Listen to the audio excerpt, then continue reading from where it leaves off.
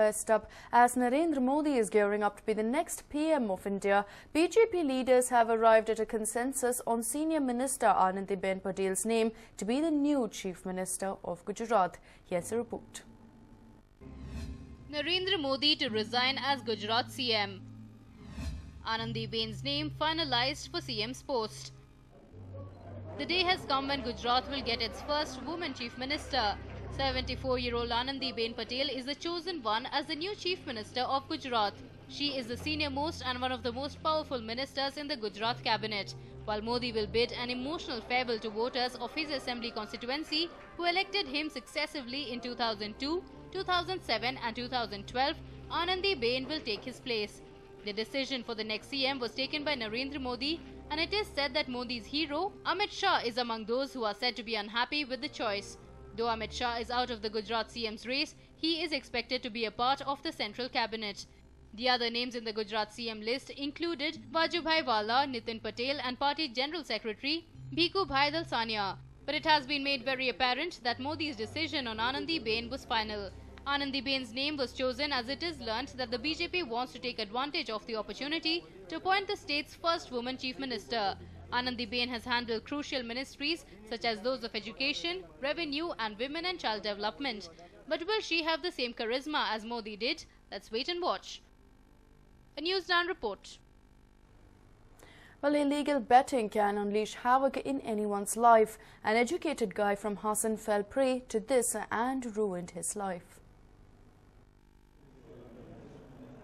Meet Santosh, a diploma holder in mechanical engineering, who's now cooling his heels in police custody. Life was going smooth for Santosh until he fell prey to betting. After having secured first class in mechanical engineering, he started a business of his own. But he could not resist from betting as soon as IPL started. Initially he won many bets, and that is when he grew confident of winning and started placing bigger bets. But soon luck ran out and he started losing. He incurred heavy loss and did not have enough money to pay the bets he had lost. And that is when he came up with a crooked plan. He took to chain snatching. He targeted women to make quick bucks and till date has stolen close to 600 grams of gold. But soon he landed in the police net. ಕಳ್ಳತನ ಮಾಡಲಿಕ್ಕೆ ಮೂಲ ಕಾರಣ ಆತನು ಈ T20 world cup ಕ್ರಿಕೆಟ್ನಲ್ಲಿ ಬೆಟ್ಟಿಂಗ್ಗೋಸ್ಕರ ತಾನು ತನ್ನ ಸ್ನೇಹಿತರಿಂದ ಮತ್ತು ಮನೆಯಲ್ಲಿರತಕ್ಕಂಥ ಎಲ್ಲ ಆಭರಣಗಳನ್ನು ಮಾರಿ ಸರಿಸುಮಾರು ಒಂದು 10 ಲಕ್ಷ ರೂಪಾಯಿ ಮೌಲ್ಯದ ದುಡ್ಡನ್ನು ಕಳ್ಕೊಂಡಾದ ನಂತರ ಎಲ್ಲೂ ದುಡ್ಡು ಸಿಗದಿದ್ದಾಗ ಕಳ್ಳತನಕ್ಕೆ ಇಳಿತಾನೆ. ಅವನ ವಿಚಾರಣೆಯ ಸಮಯದಲ್ಲೂ ಕೂಡ ಇದು ತಿಳಿದಿದೆ. ಅವನು he is a diploma in mechanical ಇದು. It is not just single women who were his targets. He also targeted locked houses and has managed to steal close to 600 grams just in 3 months. Even in stealing, Santosh showed his smartness. He would never sell the stolen gold. He would mortgage it and use the money for betting. He made sure not to sell the stolen gold ornaments since that would land him in jail. Santosh is the perfect example of how one can ruin their future by trying to make quick bucks illegally. His story should serve as a warning to all those who wanted to take this route to become rich without much effort. Dashrath Savur for News9, Hassan. Well, Bengaluru's traffic woes seem to be increasing every day. In a bid to find a solution for the same, the Bangalore Traffic Police have come up with a new law. Take a look. With Bengaluru city expanding by the day, the number of buildings too is going up. With no empty plots to put up shamianas for celebrations, Bengalurians put them up on the streets, leading to traffic chaos amongst other things. Henceforth, one cannot do so. The Bangalore Traffic Police has decided to introduce restrictions for the same. Acting on the several complaints received, Traffic Police have decided to ban putting up shamianas on the streets without permission. If there is an unavoidable need, permission has to be sought. We have instructed our officers to take stern action on these kind of persons who without any authorization or without any permission they set up or erect this type of shamianas in the middle of the road. If anybody wants to set up for any of their functions or events want to set up this type of shamianas, they have to take permission from the local law and order as well as traffic police. The traffic police will inspect the place and give proper space where they can set up this kind of shamianas without causing any inconvenience to the others. If they do not adhere to this one, it becomes violation under the Karnataka Police Act, and we are going to take action also. The police will inspect the location and then permit shamianas if applications are received for the same. They will look into aspects such as traffic issues and other problems shamianas can lead to before giving the nod. In case of death, where shamianas will have to be raised immediately, police officials said that permission will be granted on a humanitarian basis. Rods used as pillars for shamianas also damage the roads. This is also said to be one of the reasons behind the ban. Many Bengalurians, though, have opposed the new law. If you are doing functions in main road, if you can take the permission. If you are doing in a gully road, it's not a problem. So there is no need of taking permission in this functions doing in this gully roads. It will be a huge problem to go to stand in the station and take the permission to do these things in this gully roads. If you are doing in a main road, we can go and take the permission and we do the functions. On one hand, the ban will certainly help reduce traffic problems in the city. On the other hand, people will have to go through many problems to seek permission. So is the ban a boon or a bane? Maltesh for News9, Bengaluru. And almost every street in Bengaluru usually has a pile of garbage to welcome visitors. But here's an organization which is striving to change that and has now attracted even the BBMP's attention.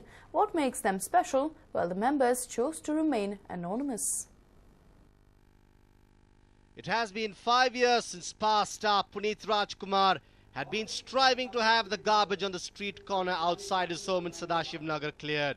He is known to have raised awareness on keeping the city clean, but was unable to have the desired influence on fellow Bengalurians. It was not until Ugly Indian, a non-profit organization, heard of this that the issue was finally sorted. They volunteered to clean the street corner and even placed a bench in this spot. Ugly Indian is known to have helped rid the city of black spots without any help from the city's corporation. Moreover, volunteers with Ugly Indian clear the area in front of the BBMP Commissioner's house. Now, looking at the encouraging work by the organization, BBMP has decided to collaborate with them and assist in their endeavors. ನಾನು ಇದರ ಗಮನ ಹಚ್ಕೊಂಡು ನನ್ನ ವಾರ್ಡಲ್ಲಿ ಮಾಡಿಸೋಣ ಅಂತ ಕರ್ಕೊಂಬಂದು ಒಂದು spot ಇತ್ತು ನನ್ನ ವಾರ್ಡಲ್ಲೂ. ನಾನು ಬೆಳಗಿನ ಜಾವ 3 ಗಂಟೆ ಅಲ್ಲೆಲ್ಲ ನಿಂತ್ಕೊಂಡು ರಾತ್ರಿ 11 ಗಂಟೆ 12 ಗಂಟೆ ಎಲ್ಲ ನಿಂತ್ಕೊಂಡು ಎಲ್ಲ ವಾರ್ನ್ ಮಾಡ್ತಾಯಿದ್ದೆ. ಆದರೆ ಆ ಪಬ್ಲಿಕ್ ಅದನ್ನು ಕೋಪ್ರೇಷನ್ ಕೊಡ್ತಾ ಇರಲಿಲ್ಲ. ನೋಡಿ ಇವತ್ತಿನ ದಿವಸ ಬ್ಲ್ಯಾಕ್ ಸ್ಪಾಟ್ಗೆ ಹೋಗಿ ಅಗ್ಲಿ ಇಂಡಿಯನ್ ಜೊತೆ ಅಕ್ಕಪಕ್ಕದ ಮನೆಯವರೆಲ್ಲ ಕರೆದು ಎಲ್ಲ ಒಂದು ಪೇಂಟ್ ಗಿಂಟ್ ಎಲ್ಲ ಮಾಡಿ ಅಲ್ಲೆರಡು ಬೆಂಚ್ ಹಾಕಿದ್ದೀವಿ. What makes the organization unique is the fact that the members refuse to acknowledge their identities as members of Ugly Indian in the open. Their idea is to work towards a greener and cleaner Bengaluru by providing a helping hand, but anonymously. It's a joint effort, and so far it has been done because the public has come forward and 4 or 5 successful methods have been employed so that there will be no garbage on the road. What we are hoping is that BBMP makes these methods official, and that it is possible in a few weeks to make Bangalore much cleaner permanently. So the idea is to work along with BBMP formally, support them. See, they are cleaning the city. We can help BBMP in 2 ways: by not throwing garbage on the ground, because public is throwing garbage on the ground, that's why the problem starts. And we can do things that BBMP finds difficult to do, which is to beautify the place. BBMP does not have that is not their mandate to beautify places, but as public, you can go on your own road, you can paint the road, you can put trees, you can clean the footpath, you can do all that. We are not doing that. So if public comes forward and says, we will maintain our road. Bengaluru was once known for its abundant greenery, but it has now become increasingly popular as a garbage city instead. Members of Ugly Indian believe that with the Pali case complete and unhindered support, the city can become visibly cleaner in a mere 7 days. The BBMP has reportedly taken initial steps towards aiding the organization, but will Namma BBMP do enough to turn their hope for a better city into a reality? Pramod, News9, Bengaluru.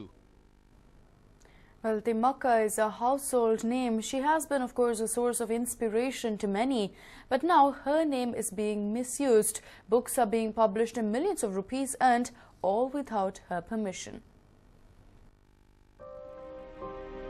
Who does not know the name of Salumara Timakka? This old woman is a household name with the pious act she has done. planting innumerable saplings which are now contributing to the environment. In recognition of her work, a number of awards have also been presented to her. She's also inspired the younger generation with her selfless work. But now some unscrupulous elements have begun misusing her name. Books are being published in her name without her permission. They're also being sold without her knowledge. It is said that people by name Lambert, Miriam and Suzanne have published a book titled Salumara Timmaka in 2010 under Beta Scripts Publishers. It is said that the books have been sold at 3,371 rupees per piece. And in 2013, another book titled Salumara Timmaka was released by Jess Russells and Ronald Cohn under the publication Books and Demand, selling each book at 1,269 rupees. These books have been sold in different countries like Bangladesh and other countries. Thimmakka ಅವರ ಯಾವುದೇ permission ಇಲ್ಲದೆ ಫಾರಿನಲ್ಲಿ ಇವ್ರ ಪುಸ್ತಕಗಳನ್ನ ಇವ್ರ ಬಗ್ಗೆ ಮುದ್ರಣ ಮಾಡಿ ಮಾರಾಟ ಮಾಡ್ತಾ ಇರೋದು, ಇವ್ರ ಬಗ್ಗೆ ದೇಶ ವಿದೇಶಗಳಲ್ಲಿ ಪ್ರಚಾರ ಆಗ್ತಿರೋದು ತುಂಬ ಸಂತೋಷದ ವಿಚಾರ. ಆದರೆ ಸೌಜನ್ಯಕ್ಕಾದರೂ ಸಾಲುಮರ ತಿಮ್ಮಕ್ಕ ಅವ್ರನ್ನ ಭೇಟಿ ಮಾಡಿ ನಿಮ್ಮ ಪುಸ್ತಕವನ್ನು ನಾವು ಪಬ್ಲಿಷ್ ಮಾಡ್ತಿದ್ದೀವಿ, ಪರ್ಮಿಷನ್ ಕೊಡಿ ಅನ್ನೋದ್ರ ಬಗ್ಗೆ ಆಗಲಿ ಯಾರೂ ಸಹ ಕೇಳಿಲ್ಲ. ಯಾಕೆಂದರೆ ಒಂದು ಪುಸ್ತಕ 1,700 ಚಿಲ್ಲರೆಗೆ ಮಾರ್ತಿದ್ದಾರೆ, ಇನ್ನೊಂದು ಪುಸ್ತಕ 3,700 ಚಿಲ್ಲರೆಗೆ ಮಾರ್ತಾ ಇದ್ದಾರೆ. ಇಷ್ಟೆಲ್ಲ ಹಣ ಮಾಡ್ತಿರೋಂಥ ಇವರು ಸೌಜನ್ಯಕ್ಕಾದರೂ ತಿಮ್ಮಕ್ಕ ಅವ್ರ ಬಗ್ಗೆ ಬಂದು ತಿಮ್ಮಕ್ಕ ಅವ್ರನ್ನ ಮಾತಾಡ್ಸೋಂಥದ್ದು, ತಿಮ್ಮಕ್ಕ ಅವರಿಗೆ ನಿಮ್ಗೇನು ಕಷ್ಟ ಅಂತ ಕೇಳೋವಂಥದ್ದು ಯಾರು ಕೂಡ ಮಾಡಿಲ್ಲ. By the way, an NGO was started in USA by Ritu Primnali. This NGO, started in the year 1998, is named Timmaka Resource for Environmental Education and has made a lot of money. Timmaka even lodged a complaint with the Ramnagara JMFC code. And books are also being sold in her name. This has caused her a lot of pain. Ritu Primnali ಅಂತ register ಮಾಡ್ಕೊಂಡಿದ್ದಾರೆ ಇವ್ರ ಹೆಸರಲ್ಲಿ without Har permission and consent. ಅದ್ರದ್ದು already ಕೋರ್ಟಲ್ಲಿ case pending ಇರುವಾಗ ಇನ್ನು ಮತ್ತಷ್ಟು ಇದ್ರ ಬಗ್ಗೆ ಮತ್ತಷ್ಟು ಡಾಕ್ಯುಮೆಂಟ್ ಮಾಹಿತಿ ಕಲೆಕ್ಟ್ ಮಾಡೋಣ ಅಂತ ನಾವು ರಿಸರ್ಚ್ ಮಾಡಿ ನೋಡಿದಾಗ ಇನ್ನು ಮುಂದೆ ಗೊತ್ತಾಗಿದ್ದು ಬುಕ್ ಪಬ್ಲಿಷ್ ಮಾಡಿದ್ದಾರೆ ಇವ್ರ ಹೆಸರಲ್ಲಿ. All in all, Timmaka has heard that her name is being misused by many. A complaint has been lodged. More details will emerge once an impartial probe is conducted. Prashant Gonibidu for News 9, Ramanagaram.